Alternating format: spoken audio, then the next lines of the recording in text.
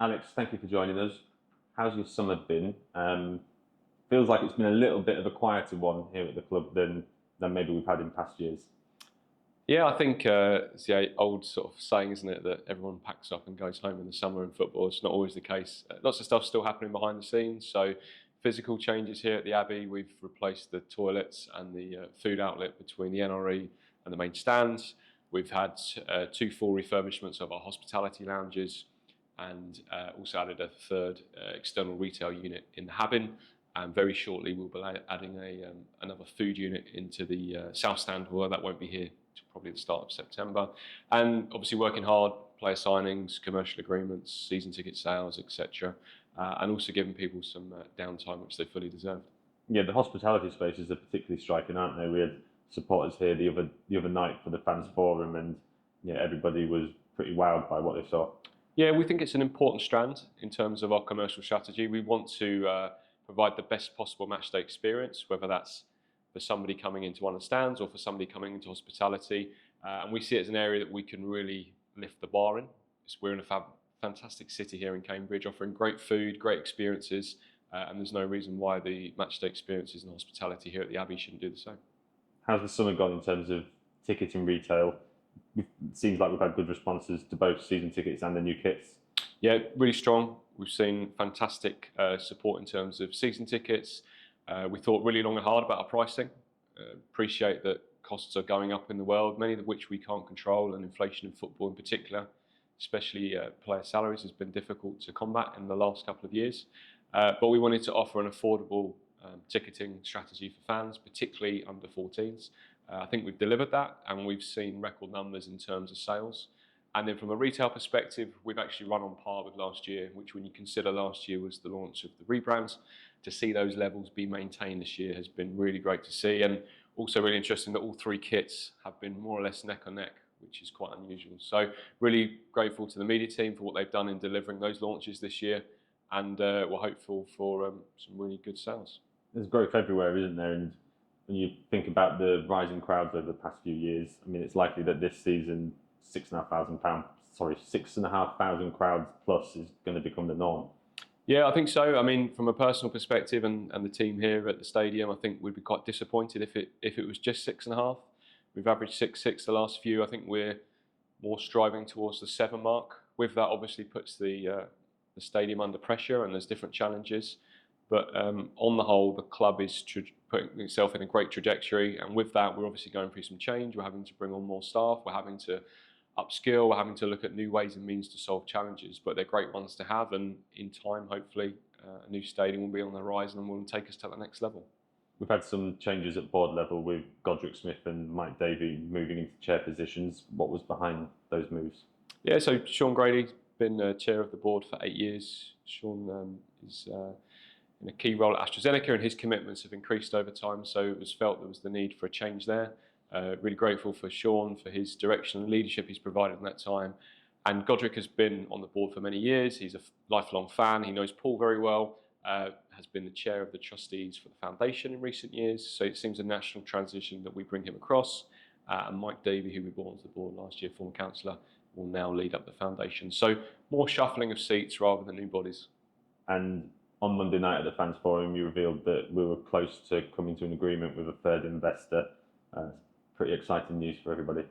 Yes, we're working long and hard on this over the last almost edging towards a year, I suppose. We've got a party that we've met multiple times. We think they're the right fit for the football club. And this is about us being realistically ambitious. This isn't about us massively turning the dial in terms of what we can do in terms of the playing squad. This is about providing some support for Paul and Mark, allowing us to get a little bit more into the playing squad, a little bit more into our infrastructure, but most importantly as well, bringing in additional expertise, additional experience. In terms of where we are with that process, we're putting together quite a lengthy application for the independent football regulator. Once that's submitted, which we hope will be probably in about the next month, that will be a 12-week process with the option for that to be extended by a further 8 weeks. And there's also a secondary process with the EFL. So we hope to give people an update probably later towards this end of the year, but all at the minute looking very positive. Any news on the stadium side? Yeah, so stadium-wise, I think I referenced on Monday evening, we're at the right tables in the city, which is really important. We've worked really hard in recent years to change the perception of the club, improve the strategic and civic relationships across the city, and we're having active conversations with the key decision makers in the city around where a new stadium could potentially go, how it could benefit it. You've seen recently we've launched our social value report. That demonstrates the club brings 27 million of social value. And we want to be a key player in the city. To do that, we need a stadium that's fit for purpose. We need a stadium that matches the ambitions, not just us, but the city itself. And there's some really exciting discussions, but naturally, these things take time. And once we can update supporters, we will do. Yeah, these things take time, but fair to say that everything's moving in the right direction. Yeah, moving in the right direction. I mean, if you look at where we are as a club, we're in this incredible position where we're getting extremely high crowds here at the Abbey. I think it's 92% home utilisation last year. We think that will be even higher this year. We're progressing really well on the football club. We've got some fantastic development opportunities in the city in terms of its growth, and not just residential, but biotech, science, education. And I think it's about trying to get these things all aligned as a collective and working out where we fit and how we can move forwards. And on the football side, Neil has spoken quite a bit about some of the challenges of this summer's window, which I know hasn't been exclusive to us, and you've seen a lot of other clubs also talk about this, about it being a bit of a challenge for a lot of clubs in this league. Yeah, I think this window more than any other has been different. I think it's been different because of the World Cup. Premier League terms returning later, their own under-21 players being held on for longer. Maybe in normal seasons they would have been released earlier. That obviously has a knock-on effect. But also we've seen changes to SEMP rules in League One. Previously we could have spent 60% of our relevant turnover on player wages. That's reduced to 50%. And equity coming into the club. Previously 100% of that would be used on players. Now that's down to 50%. So in the general direction of where football's going, it's needed. We need to control costs. I think everybody recognises that. But it will bring challenges. As a club, we're very well set up. We monitor our finances almost on a daily basis. We've got business plans and we've got good monitoring in place. I think for some other clubs, it might caught them out slightly, and in turn, that's meant slower delays in transactions, and then the knock-on effect that's had. But very confident we'll still add 2 or 3 more before the end of the window. I don't think there'll be anything more this week going into the first game.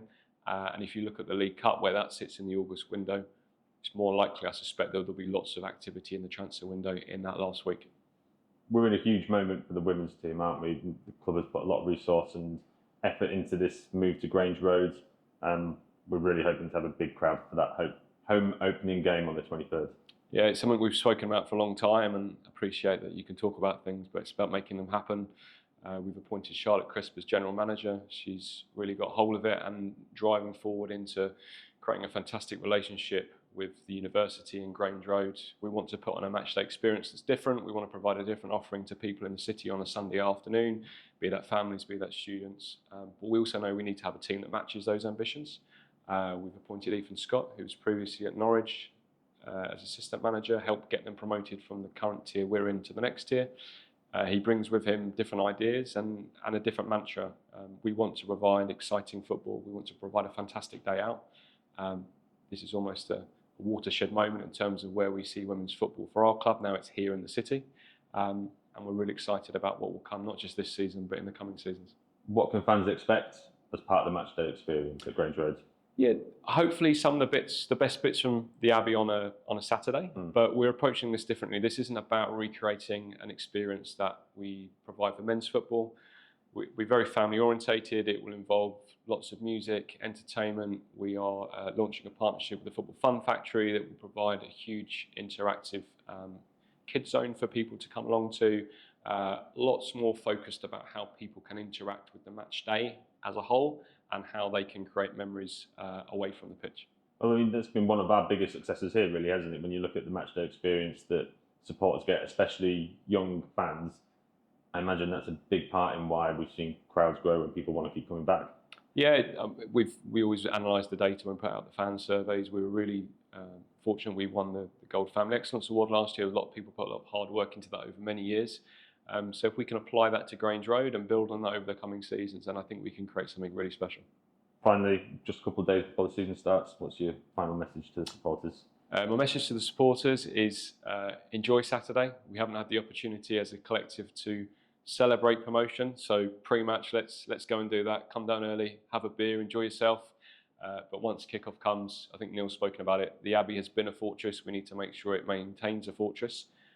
We know in a high division, it'll be more challenging, but there's no reason why we can't punch above our weight and have a successful season.